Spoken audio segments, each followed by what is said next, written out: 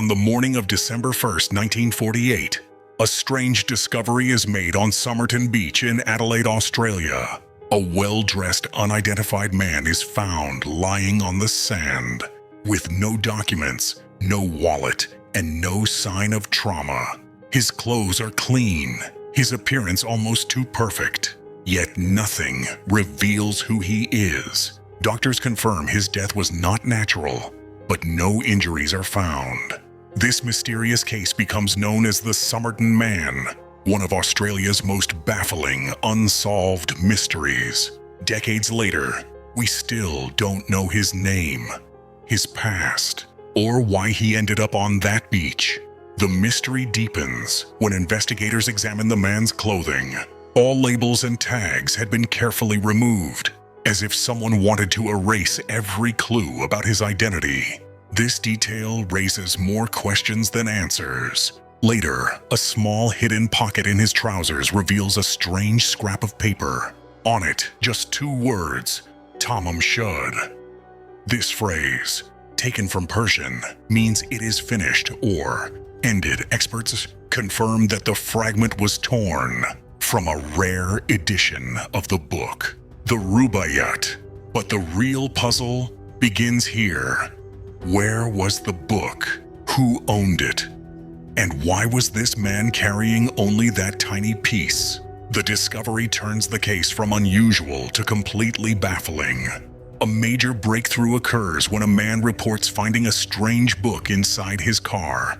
Investigators examine the book and quickly confirm that the missing Tamam Shud piece was torn directly from its pages. Inside the back cover, detectives discover mysterious handwritten codes, a sequence of letters and symbols no analyst can fully decode. Some believe it is a personal message. Others suspect espionage, while a few argue it's simply random scribbling. But nothing can be proven. This book becomes one of the most puzzling clues in the entire Somerton Man case. As investigators study the code, they also try to determine who the book belonged to. The car owner insists he has no idea how it ended up in his vehicle, adding another layer of mystery. A phone number written inside the book leads detectives to a woman known as Justin, a nurse living nearby. When questioned, she denies knowing the dead man, but her nervous reaction convinces investigators that she may know more than she admits. Justin admits only one detail. She once owned a copy of the Rubaiyat, which later went missing. This aligns suspiciously well with the evidence. Investigators also discover she has a young son whose physical traits, especially the ears and dental shape, oddly resemble those of the Somerton Man. It fuels theories about a secret. Medical examiners suggest that Somerton Man may have been poisoned, yet no clear toxin is detected in his body. Certain chemicals in the 1940s were nearly impossible to identify post-mortem. Despite this, the experts are confident the death was not natural. His body was placed neatly, his clothes were clean, and there were no signs of a struggle. This raised the possibility that he may have been moved to the beach after death.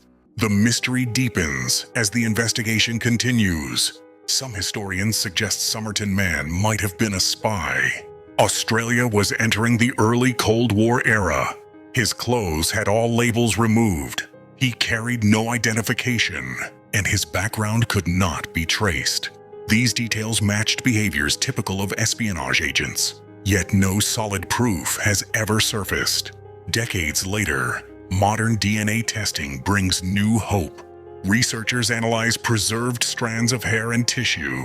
Results indicate European ancestry, but no definitive identity emerges. Some experts claim there may be genetic similarities between Somerton Man and Justin's son, but nothing is officially confirmed. In 2022, forensic genealogists announce a major update.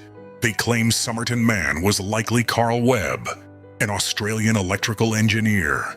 DNA matches appear strong, yet not fully verified by official channels. The discovery brings investigators closer than ever. But the case is still not entirely solved. The Somerton Man mystery has puzzled the world for over 75 years. Tamam Shud means it is finished. Yet the case is far from over. His identity, the cause of death, the link to Justin, and the cryptic code remain unsolved. This story will continue to fascinate generations